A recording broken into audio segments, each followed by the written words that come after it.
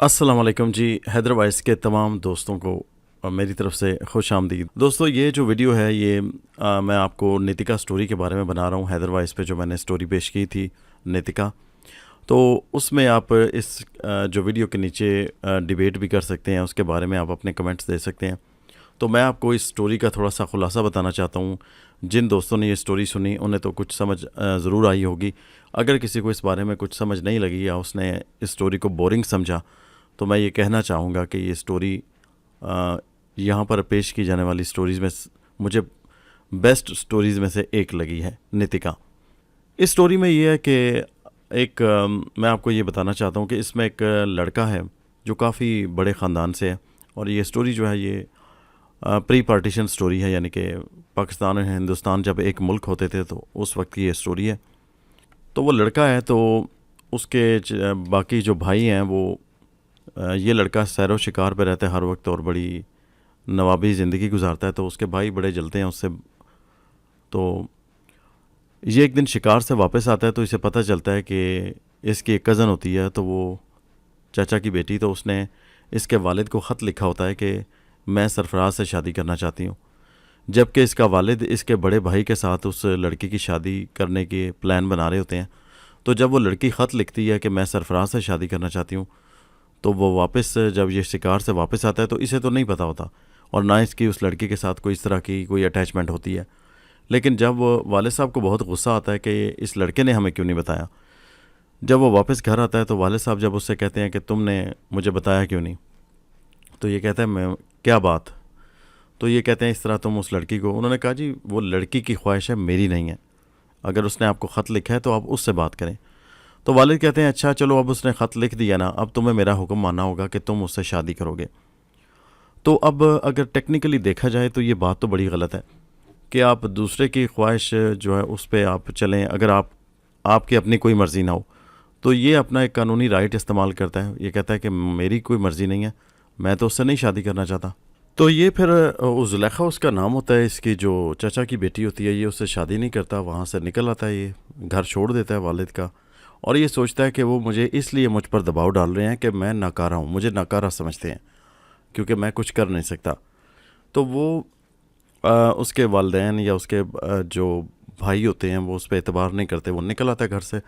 फिर वो बताया उन्होंने कि दिल्ली आ जाता है, वहाँ पे उसका एक दोस्त होता है, उसके घर रहता है। फिर वहाँ से वो उसके घर से भी निकलता है, फिर उसको ट्रेन में रशीदुद्दीन मिलते हैं। तो इस स्टोरी का अगर आप खुलासा देखें तो रशीदुद्दीन वो वाहिद आदमी है जिनका उन्होंने बताया कि उसकी फ़ैमिली और वो उस पर सच्चा और हकीकी एतबार करते हैं, उस पर भरोसा करते हैं।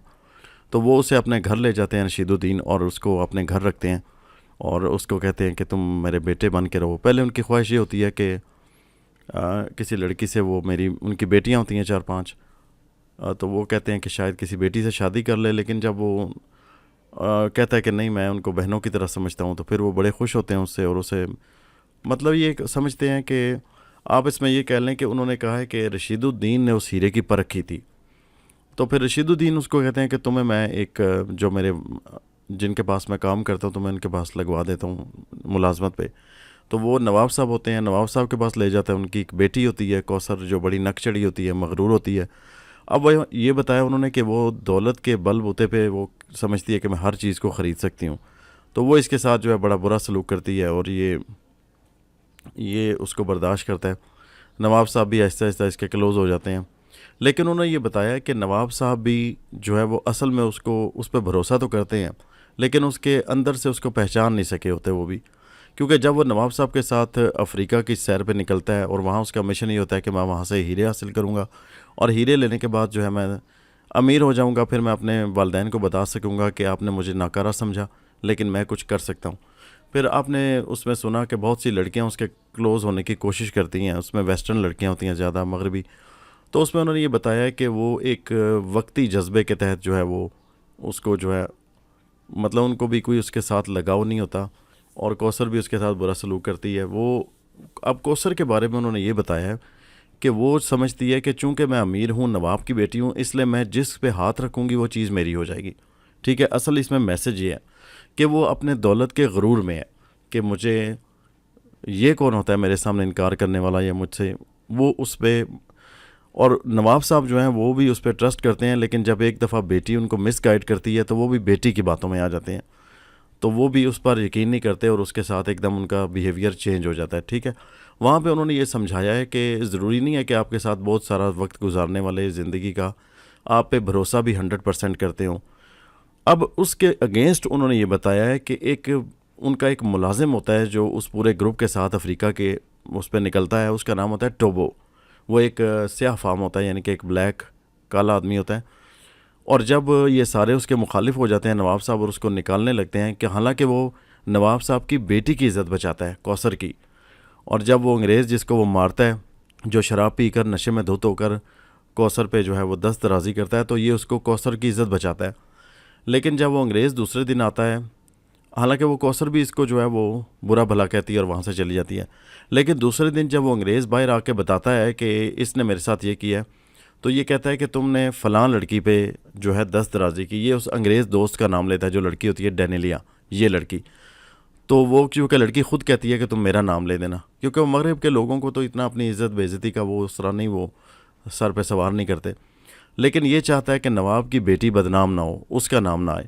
تو وہ جو ہی انگریز اس لڑکی کوثر کا نام لینے لگتا ہے کہ میں تو کوثر کے ساتھ جو ہے وہ اس کے ساتھ میں دست درازی کر رہا تھا، لیکن یہ اس سے پہلے ہی اس کو گولی مار دیتا ہے.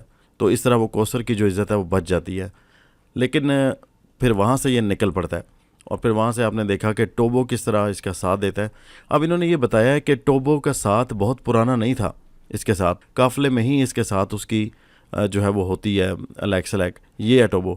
تو لیکن یہ انہوں نے بتایا ہے کہ ٹوبو ایک ملازم ہونے کے باوجود، ایک سیاہ فام ہونے کے باوجود، ایک ادنا غلام کی حیثیت سے جانے والا بھی اصل میں ہیرے کی پرکھ اس نے کی ہوتی ہے.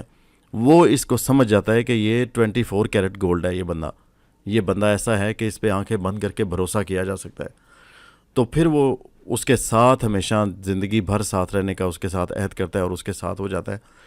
تو اصل میں انہوں نے یہ بتایا ہے کہ سم ٹائمز آپ کے ساتھ محبت کا اظہار کرنے والے لوگ جو آپ پہ بظاہر جان چھڑکتے ہیں، بڑا دعویٰ کرتے ہیں کہ میں آپ پہ بڑا بھروسہ کرتا ہوں یا کرتی ہوں، یا آپ سے بڑی سچی محبت کرتا ہوں یا کرتی ہوں، تو وہ لوگ بھی جب کسی ٹائم ان کی آنکھوں پہ بھی پٹی بن جاتی ہے.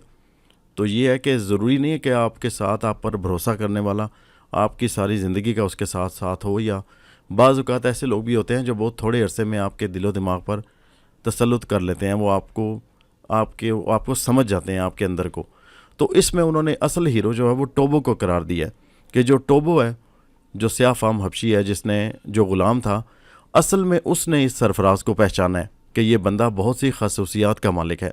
حالانکہ نواب صاحب بھی اس کے ساتھ محبت کا اظہار کرتے تھے، لیکن آخر ایک دن اپنی بیٹی کی باتوں میں آ گئے. تو بات دراصل یہ ہے کہ انہوں نے بتایا کہ ضروری نہیں ہے کہ آپ زندگی میں جن لوگوں کے ساتھ بہت کلوز رہے ہوں یا آپ پہ بہت آپ جن سے محبت کرتے ہوں، وہ بھی آپ کے اوپر اتنا ہی بھروسہ کریں گے. بھروسہ بہت بڑی چیز ہوتی ہے. تو وہ ٹوبو جو ہے نا، ٹوبو ایک دم سے یہ دیکھ لیتا ہے، سمجھ لیتا ہے کہ اس بندے پہ بھروسہ کیا جا سکتا ہے، یہ بندہ صحیح جو ہے نا مرد ہے، یہ بندہ اپنے کول کا پکا آدمی ہے.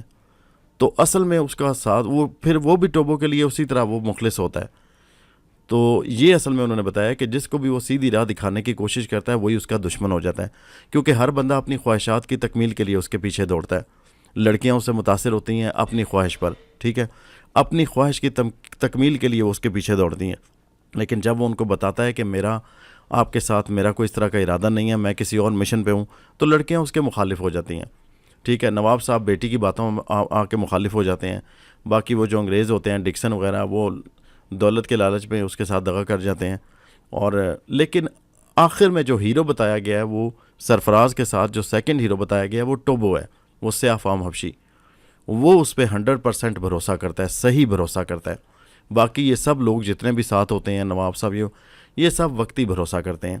تو اس لیے مین اس کہانی کا لب لباب یہ ہے کہ ایک تو اگر انسان کی ہمت ہو تو انسان اپنے حوصلے عزم میں پکا ہو تو اپنا مقصد حاصل کر لیتا ہے، پہلی بات یہ ہے. اور دوسری بات یہ ہے کہ اس دنیا میں آپ کو بھروسے کے لوگ، مخلص لوگ بہت کم ملتے ہیں، بہت ریئر لوگ.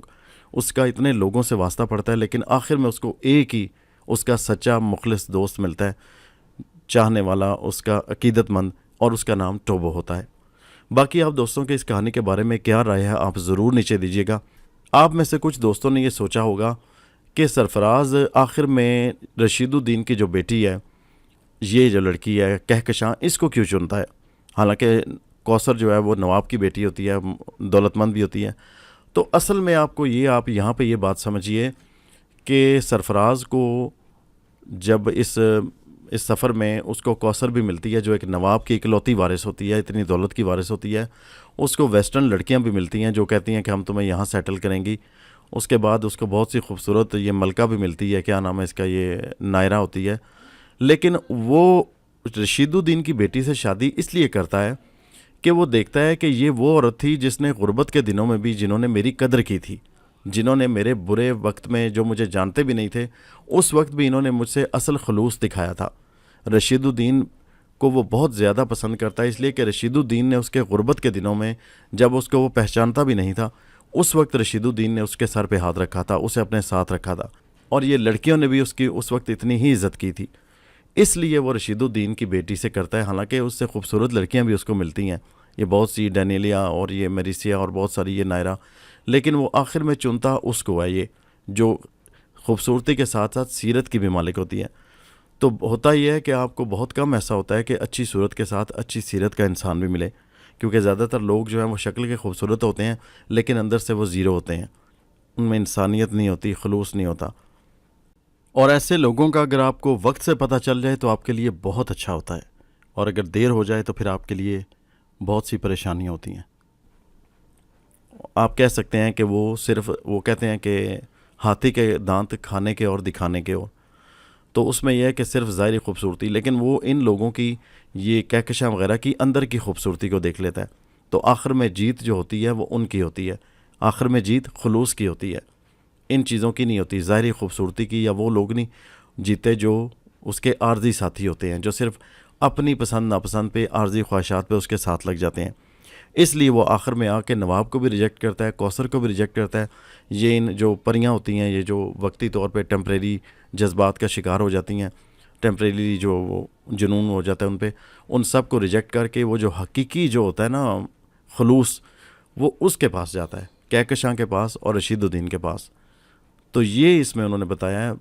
اس کا مورل تھیم یہ ہے، میں نے آپ کو بتایا جیسے کہ ایک انسان اپنے عزم میں پکا ہو، ارادہ اس کا مضبوط ہو، تو وہ اپنی منزل حاصل کرتا ہے۔ پہلا تو یہ ہے اس کا، اور دوسرا یہ ہے کہ آپ کو پرخلوص لوگ جو دنیا میں بہت کم ملتے ہیں، یہ بہت ریئر ہوتے ہیں لوگ جو آپ سے 100% اور دلی کرتے ہیں۔ بہت سارے آپ کے چاہنے والے، محبت کا اظہار کرنے والے لڑکیاں لڑکے، وہ بہت عارضی سطحی ذہن کے ہوتے ہیں، وہ دنیاوی جو چیزیں نظر آتی ہیں وہ ان کو فوکس کرتے ہیں، لیکن اس کی اندر کی خوبصورتی کو، اس کے اندر کے انسان کو صرف رشید الدین نے اور انہوں نے دیکھا تھا، کہکشاں لوگوں نے، اور اسی لیے سرفراز نے بھی آخر میں انہی کو ہی سلیکٹ کیا۔